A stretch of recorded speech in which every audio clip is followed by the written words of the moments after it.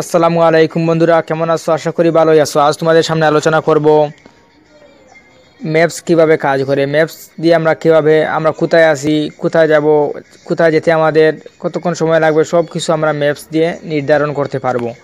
তাহলে ভিডিওটি কিন্তু শেষ পর্যন্ত দেখতে হবে, বকবক না করে চলে যাই মেইন ভিডিওতে। আমরা চলে যেতে হবে ম্যাপসে, এটা কিন্তু সবার স্মার্টফোনে আছেই। তারপর কি করতে হবে, এই যে লোকেশন সেটা অন করে দিতে হবে। তারপর কোথায় আমি আসি এই মুহূর্তে আমার স্থানটা কিন্তু এখানে নির্ধারণ করে দেখাবে। এই যে আমি কোথায় আছি এখন, আমি আছি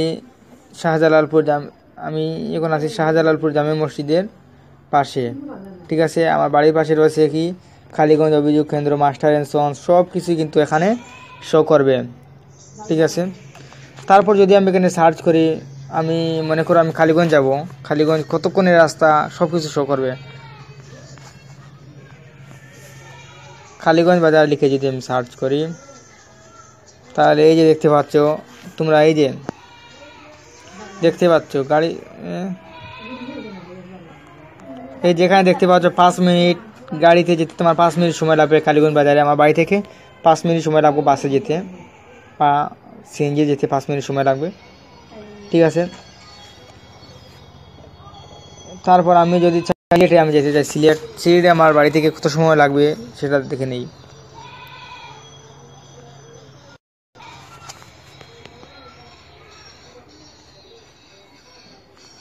ঠিক আছে, সিলেট যেতে আমার কত সময় লাগবে, 2 ঘন্টা 11 মিনিট।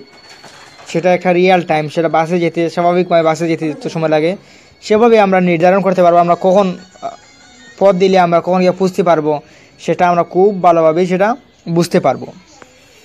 এভাবেই আর কি আমরা লোকেশন দেখতে পাবো, আমরা কোথায় আছি, আমাদের পাশে কোথায় মসজিদ আছে, কোথায় দোকান আছে, কোথায় কি আছে, সব কিছু কিন্তু ম্যাপসে শো করবে।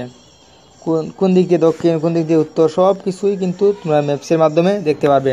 যদি সিলেট, এই যে সিলেটের দৃশ্য তোমরা এখানে দেখতে পাবে, যে এই যে আমি দেখাই তোমাদেরকে, এই যে সিলেট যে লেখা বাম পাশের কর্নারে, এখানে যদি ক্লিক করো সব কিছু তোমরা দেখতে পারবে। হ্যাঁ, এভাবে আর কি তোমরা যে জিন্দাবাজার কোথায়, সিলেট থেকে কতটুকু দূরে, কোন দিক দিয়ে, কোন রাস্তায়, সব কিছু কিন্তু এখানে শো করবে। এই যে কোন রোড, কোন দিক দিয়ে,